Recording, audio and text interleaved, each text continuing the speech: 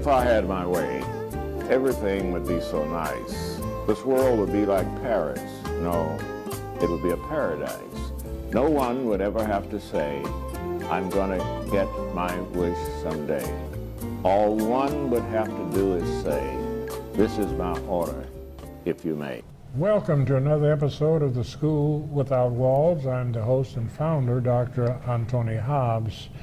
My guest today is Brother Pierce McDonald.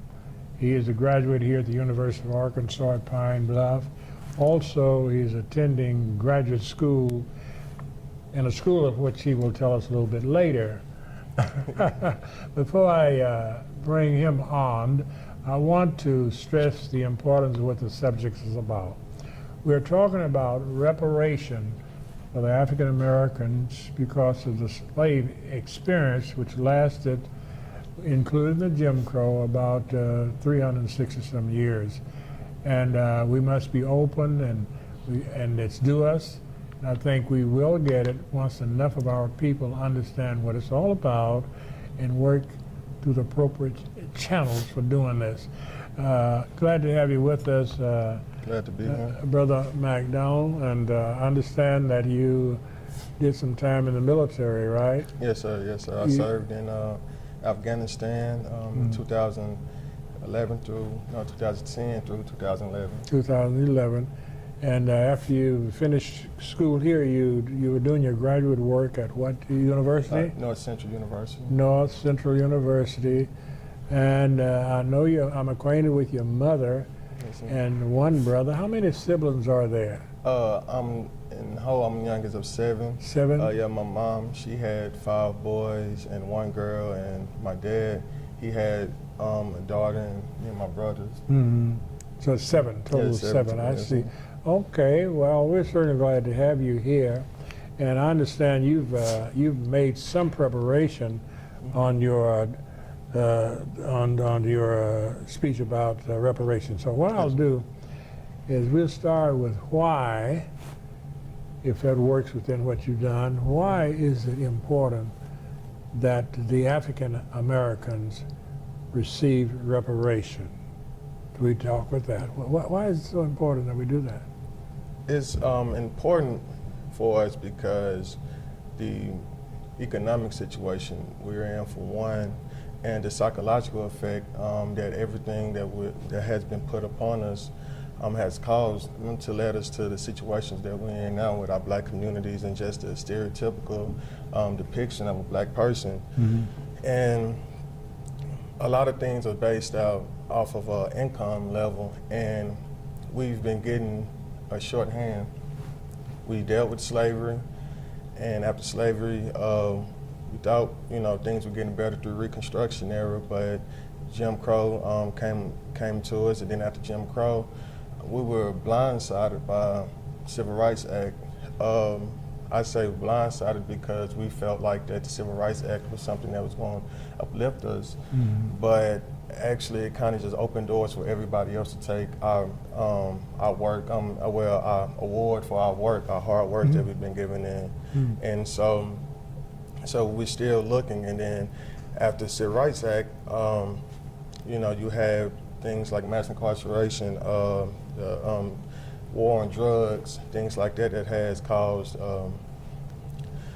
plague in the black community. And so without reparations, we would not ever overcome those things that has been put on us. So we'll be disadvantaged according to those people who haven't had that experience, right? Yes, sir. That's an excellent overview that you've done. So let's go back and sort of dissect that. Now, first of all, we're speaking to the public, and we want the public to understand that there needs to be more dialogue throughout the nation.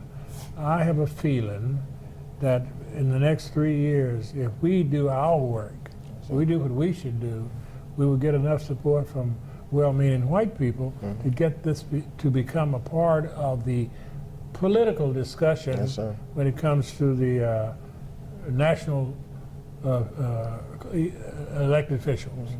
That's what I'm hoping, and so let's go back to how I think a very few people, due to the fact that we haven't had much education in the public school system, they don't realize how devastating this has been to this particular family, the African American family, right? So let's go back, and if you have any notes on that, you might use them and just use your thoughts. But how did slavery offset us? What are some specific things that happened to the people during slavery, other than working without money, without pay? The number one thing slavery did to us was it took our identity. Identity, right. Yes, sir. Without an identity, you will tend to lose pride. And pride is very important, isn't Yes, sir. it? Because that's one thing that drives you as a human being. So now in the black community, after ripple effect of slavery, we are in a position where we might have some sort of income, but it's kind of in a way to cover up things. We don't even like being around each other. If a black person moving next door and then two more black people move next to them, we're getting ready to move. We don't feel successful if we're around other black people. Our own people, right? Yeah, our own people. And that was orchestrated. A lot of people don't realize that. That was designed, and we got to overcome that, right? Yes, sir. Yes, sir. On both sides. Look, it's about time for us to, 1 quarter has already gone that quick. Yes, sir. So we'll be back in a few minutes for the second part of this session. So they say it's a man's world?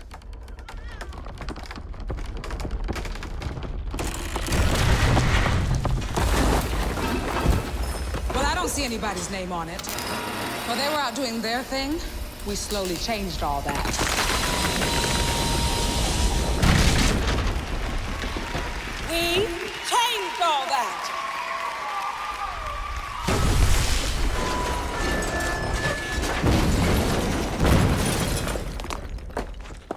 Today, women can do anything men can do. And there's one thing we're even better at.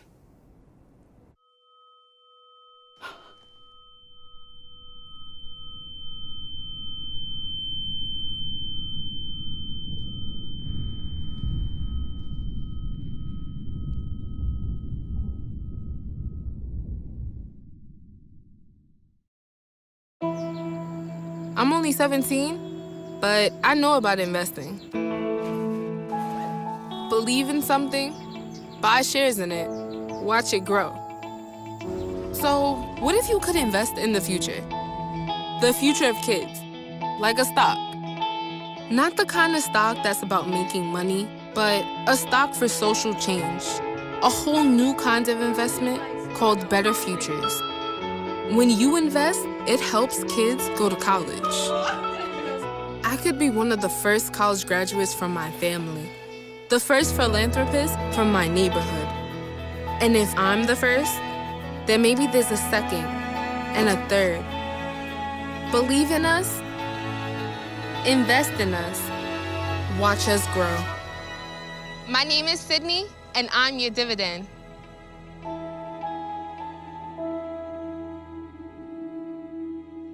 Those of you who just joined us, I'm Dr. Anthony Hobbs, host and founder of this educational program called The School Without Walls. And my guest is Brother Pierce McDonald, who's a graduate here at the University of Arkansas and is doing graduate work at, what is the name of that university? North Central. North Central. Okay, we were talking about a very important subject. It's reparation for the African American. And we want more dialogue in the community.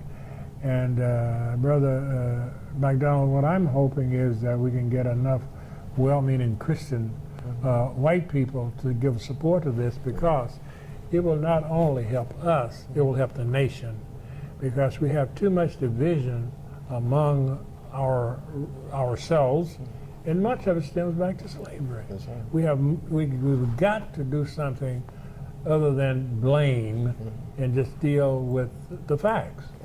And like police brutality, that didn't just start this year or a year before. It started out of slavery. Yes, Now back to the Bible. You were mentioning during the break that even the Bible justifies reparation. What do you have to say about that? yes, sir. In Deuteronomy chapter 15. Deuteronomy? Yes, sir. Verses 12 through 15. Just to paraphrase it, pretty much notes that, like, if someone is a servant of yours, slave, and they work for you to pay off a debt, they are owed, after you let them go, after there's a certain amount of time, of some sort of reparation and compensation for their work that has been done. And so even on the biblical sense, reparations is something that is not new. No, it's not new. It's old as mankind, isn't it? Yes, sir. And it's only fair. It's only fair because of things that is, released during those times of the person's servitude. And so after their work, it's hard for them to, I guess you could say, get back on their feet. Let me cut you off right there and mention something while it's on my mind. Something you mentioned that's very significant for the community, because this is an educational program and we don't get this type of teaching within the basic schools. Now, a lot of people just don't know certain facts that I think would change their mind about this thing of reverse discrimination. That sickens me for them to talk about reverse discrimination, and then some people who are in a position of power buy into that. The Africans were in slavery around 150 years. They were freed with nothing.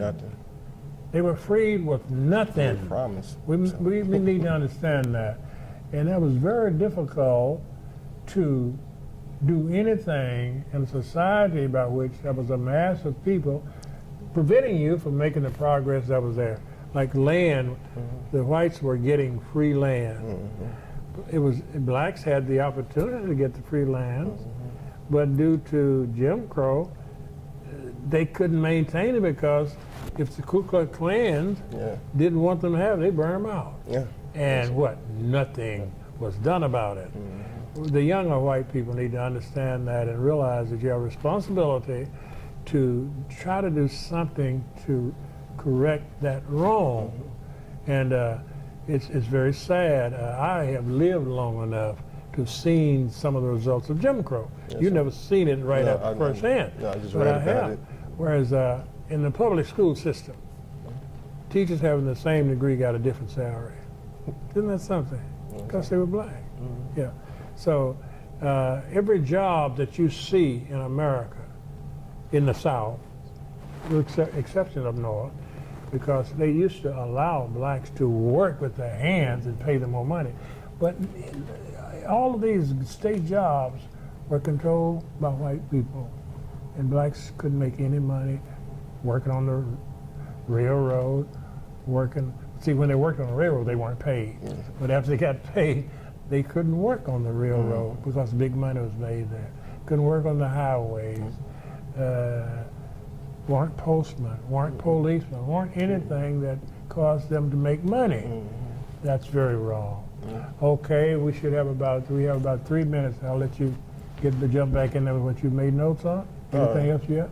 Yeah, just pretty much like going back to the slavery times and how important and that, like, we was promised 40 acres and a mule. We didn't receive that. We was promised to be free, but how can you say I'm free if I'm not allowed to do so many things? Is that freedom? And one thing about the Marcus Garvey movement with the Garveyites, it was giving us a sense of pride because it started giving us an identity of being, starting with the Pan-African movement. It was giving us an identity and everything. So we were able to be more productive in the community because a lot of things is psychological, depression You know, it Marcus just feels Garvey like was the one with the Back to Africa movement, Yes, was sir. it?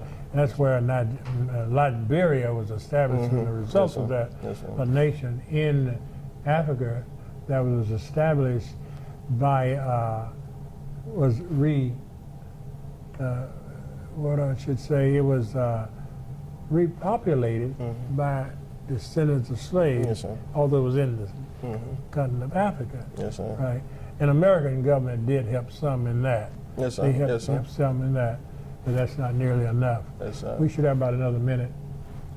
About another minute. And with that movement, with the coalition of the government, the point of view was more conservative. But now, in the black community, we have more of a liberal mind. But what are the results? Which way is going to get us out of the hole? Right. So what we got to do, we're going to conclude with this side of the second part of this. On that particular note, division. We've got to learn to respect one another enough to work together. It really hurts a person like me to see so much division that I realize it's preventing progress. And I know it's not something that just happened because the person is mean. The person's been programmed. So we got to deprogram. What we want to do when you come back, talk about the key, not political leaders necessarily, the key black leaders that we need to change their thought process when we come back. Be back in just a few minutes.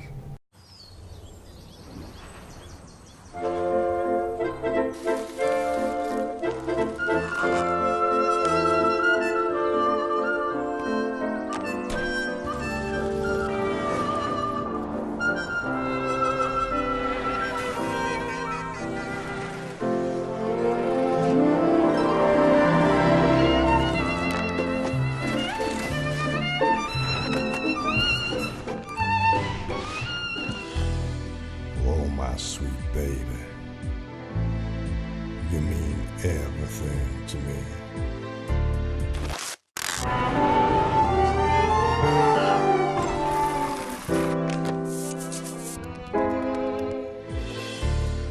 I love you.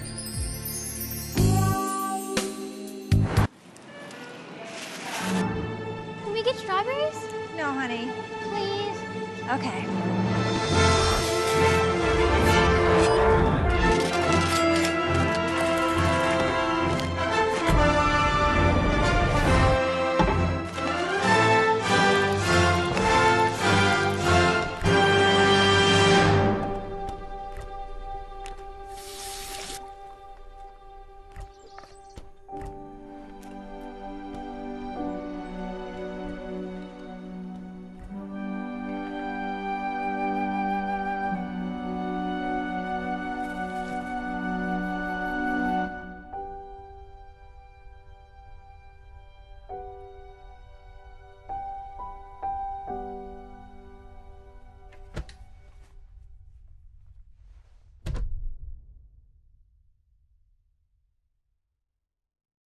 Those of you who just joined us, I'm Dr. Anthony Hobbs, host and founder of this educational program called The School Without Walls. My guest is Brother Pierce McDonald, graduate here at the University of Arkansas Pine Bluff. During the break, you were telling me about during the Obama administration, a lot of money, millions of dollars, was given to the American Jews. Yes, sir. Talk a little bit about that in form of reparation. Yes, sir. The Obama administration issued out $12 million for survivors of the Holocaust that were still living. It was going to help, with living, health care, things like that, living situations. And so that was issued out after they have already received reparations from Germany some years ago. If I'm not mistaken, multiple compensation has been given to them. And to the nation of Israel, they get millions of dollars every year. Yes, sir. That would be a sign of reparation. Okay, I didn't realize. Now, what did President Obama do in reparation for black people? Anything you remember? He ran for office. He ran for office. That was right it, huh? Yeah. It's unfortunate, isn't it? Yeah. But I'm sure the black community don't appreciate me being some sort of critical to President Obama, but it's just that we have to stop being programmed to these tokens, to certain tokens that's given to us. That is so true. We have to stop spending the tokens. We got to start thinking, haven't we? Start thinking, and just because somebody is in front of us and they might look like us, they're not us. For one, President Obama, he's half white, half Kenyan. He's not descendant of a slave. Right, he's never had that experience, has he? No, sir. I do believe that if he hadn't married a woman like the woman he married, he would have been worse than just a regular European American. Yes, sir. Because he's never had the experience. You know. And he ran a campaign on hope, and he succeeded with that by just giving us hope, but not actually giving the black community any help. He did quite a bit for the Hispanic community. Yes, sir. And he did quite a bit for the American white woman. Yes, sir. And the And I don't know LGBT anything community. he's done for us but made history as being a black person. Okay, Randy, we have about 2 or 3 more minutes, don't we? We got 5 minutes. We got quite a bit of time. So I want to, as we reach the conclusion, what I'm hoping is that we can get enough people in position of leadership. Yes, sir. And we want to name some of those people. Who are some of the key leaders that can help us get the information out to our people? What group of people? See, that's a difficult question because the programming that has been done, the social engineering that they do through media, because it's now in the age of technology, there's a lot of people in the forefront, but are they actually leaders? Leaders. Are they telling us the right information? One thing that comes to mind is the singer Beyonce. She had, excellent album, Lemonade, and it talks about a lot of social justice issues and everything, but it didn't speak of anything like reparations. So her fans won't even understand what that is, and she controls a lot of things because of the impact that she has. Now, if we could get people like that and school them, they could be a tremendous help, couldn't they? Yes, sir. So that's what I'm hoping that your generation will do. The younger generation can get with people like that, and also our preachers. See, our preachers are the only black people in leadership that have access to our people weekly, and we can help them to change their thinking, because first of all, we need to understand that it's due. Yes, sir.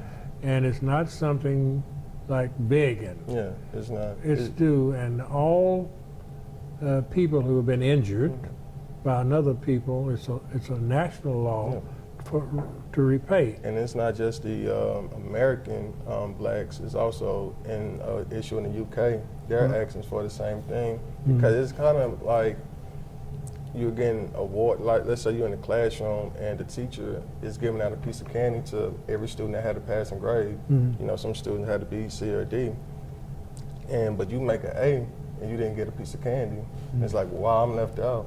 And that's how reparations, if everybody else was reparated, so But us. Let me say this, we got 3 minutes. I was in a meeting about, I think 1970, there was the first time 5,000 black people met together to discuss reparation. It was in West Africa, and Reverend Justice Jackson was the leader of this particular conversation. And what I'm bringing out is very important for you and for the public. There are blacks everywhere are due reparation because they've been affected everywhere. Whites everywhere have been benefited from the slavery of black people. We need to be clear on that. And he named England, France, Germany, Portugal, and Spain. That was the 5 nations, all involved, in the USA, of course. And if we understand that, then we won't worry so much about, is he American black person. If you're a black person, period, anywhere, you were damaged by reparation, mainly by those 5 nations. And of course,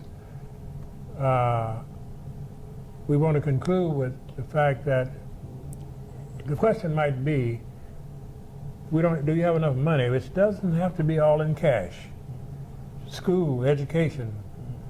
Reverend Justice Jackson suggested that if they would give us free education for the number of years that we were denied education, that would be a tremendous help. Then we have health care, health benefits. Like we have the comprehensive clinics that won't cost a lot of extra money. We could get this if we get our people together. So the basic problem that I see is not the white system, but it's the black system not understanding what's due them. And of course, I'm praying that we'll have some good Christian white people to even come on my program to support the idea of working toward reparation so we will heal. A lot of these young black people who don't quite understand are angry and don't know what to do, but sometimes they act foolishly rather than acting in a sensible fashion. And if we can get more white people to come on and say, yes, you do it, and I will do whatever I can to work out some system by which we can do whatever we can do. You have the last word. Yes, sir. Yeah, you're correct on every aspect because that's how the Jews did. They gathered together and had different councils, and that's how they were able to receive that reparation. Japanese? Japanese, yeah. All of them. Everyone. So also in the Caribbeans, they are asking for the same thing. You know, they were devastated by slavery. So, you know, there's a lot of things that we just have to get together as people, and we should not be afraid of understanding. Fear is the greatest enemy to the progress of people being afraid that you might be hurt. Yeah. We got to break away from that. Look, let's stop on that. It's about time to go. Glad to have you. Thank you. Okay, thank you, sir. Thank you.